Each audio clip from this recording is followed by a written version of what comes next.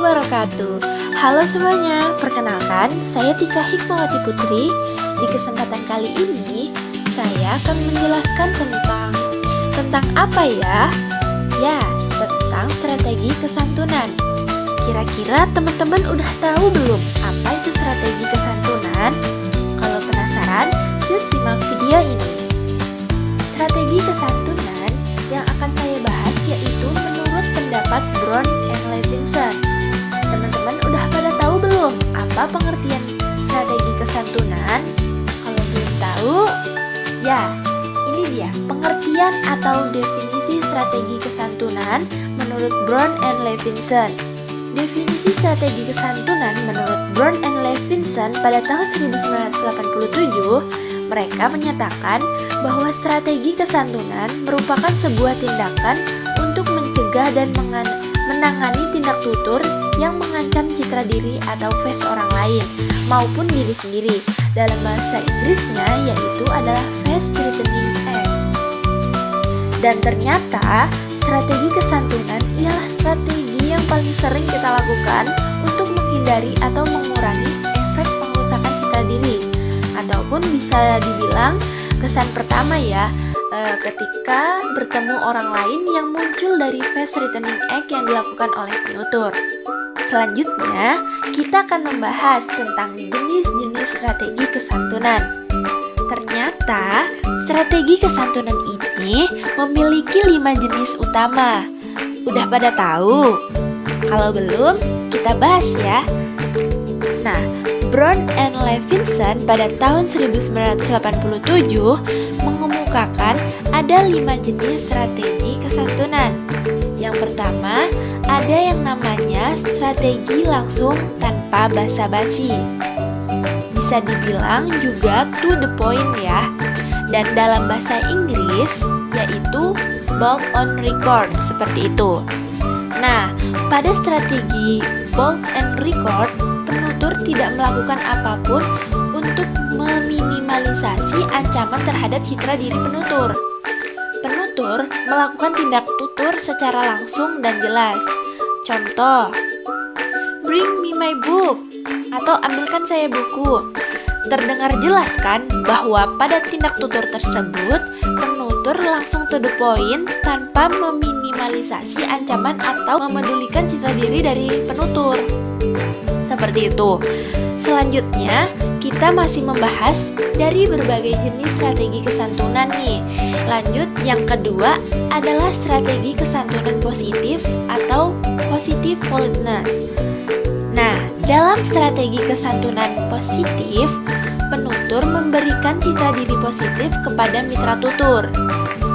Dikutip juga dari Brown and Levinson, mereka berpendapat bahwa positive politeness terjadi dalam suatu kelompok atau lingkungan yang partisipannya memiliki tujuan, keinginan, atau latar belakang pengetahuan yang sama. Kita bisa lihat dari contoh. Kalau kamu butuh apa-apa, jangan sungkan minta bantuan ke aku ya. Atau bisa juga, Bes, kamu keren banget loh hari ini. Nah, ternyata tujuan dari positive politeness ini lebih mengedepankan rasa empati, kemudian juga ditujukan untuk menjalin keakraban yang lebih baik. Seperti itu. Kemudian yang ketiga yaitu strategi kesantunan negatif. Strategi kesantunan negatif ini merupakan tindakan mencegah atau meminimalisasi ancaman terhadap negatif face lawan tutur ketika penutur menginginkan sesuatu dari lawan tutur. Contoh, percakapan antara A dan B. Besok jalan-jalan yuk, aku traktir deh. Kemudian B menjawab, kamu ada duit kah? Kan kamu kuliah. Terus A menjawab, jangan nyepelein orang kuliah bro. Kemudian B menjawab, ya kan cuma nanya, bukan maksud nyepelein. Emang kamu ada duit? Tumben traktir. Kemudian A menjawab, ada dong, kan tabunganku banyak. Nah, seperti itu contohnya.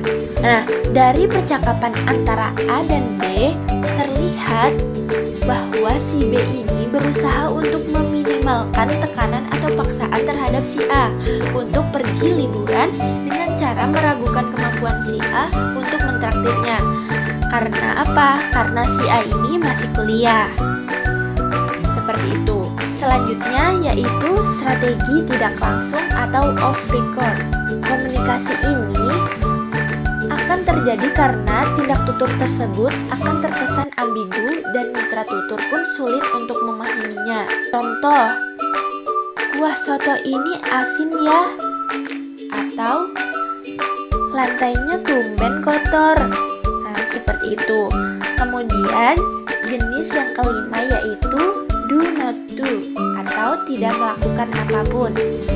Dalam strategi ini, penutur tidak melakukan apapun yang dapat mengganggu citra diri. Misalnya, ketika kita sedang diajak dosen liburan, tiba-tiba di jalan ingin membuang hajat, tetapi kita diam saja karena tidak berani berbicara karena sangat sungkan untuk meminta berhenti di toilet umum. Seperti itu. Nah, kesimpulannya yang bisa kita tarik dari teori kesantunan yaitu strategi kesantunan dilakukan untuk mengurangi ancaman terhadap citra diri mitra tutur dan untuk menghormatinya. Untuk mengurangi ancaman, strategi kesantunan dilakukan melalui tindak tutur tak langsung. 3 dari 5 jenis strategi kesantunan yang dapat digunakan dalam tindak tutur tak langsung yaitu strategi kesantunan positif, strategi kesantunan negatif, dan strategi kesantunan off record.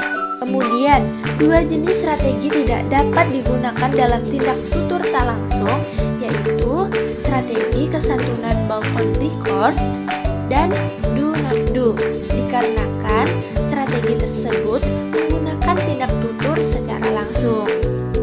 Seperti itu. Terima kasih, semoga bermanfaat ya teman-teman. Sekian dari saya. Wassalamualaikum warahmatullahi wabarakatuh.